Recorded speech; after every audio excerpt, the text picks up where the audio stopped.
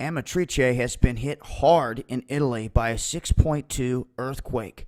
You were looking at the swarm that has been happening ever since this initial 6.2 hit around 3:30 in the morning local time, the worst time to hit at night for these people in Italy.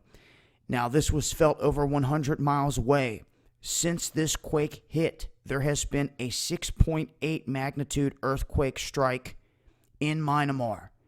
Now, I want to show you some of the damage done here. As you can see, buildings have been reduced to rubble. This is an aerial shot of the whole town. And here's a side-by-side, and you can see the destruction. Some of these places absolutely leveled, at least 38 killed, 150 tremors since the initial quake. Now, what I've noticed here, and I do not know the exact fault line layout of this area, but I noticed an odd pattern popping up once again with the swarm. As you can see, we have a line here that cuts straight up through here. And this line is a line, just like this one, that these quakes are falling on. Now, what's interesting is these lines, you can see, go across this way in a perfect line. And what are the odds of this? And once again, going down in a perfect line. All these quakes hitting on a line. All of them being lined up in a pattern, so to speak. Now, like I said, I don't know the fault line layout in this area, but these strange earthquake swarm patterns we've been seeing here lately, I caught them twice in California, once in Southern California, once in Central California.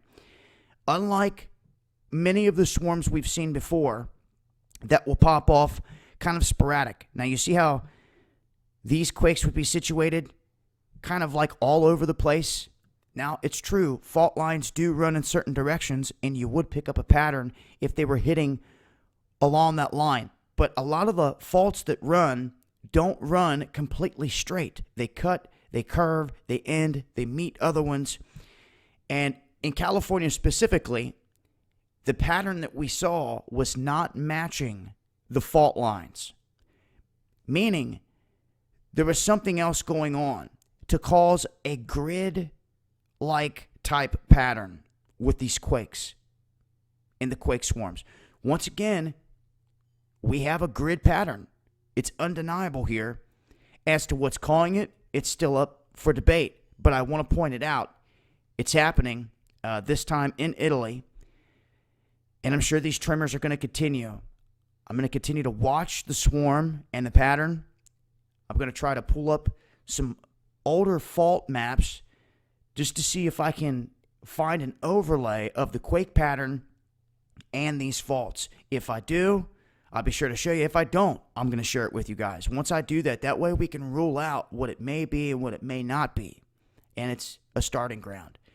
But either way, prayers are going out for the people in Italy that are dealing with this massive quake, 6.2, and it's really about where it hits. As you can see, those buildings were reduced to rubble. And I'll just have to continue updating as I get more information on this.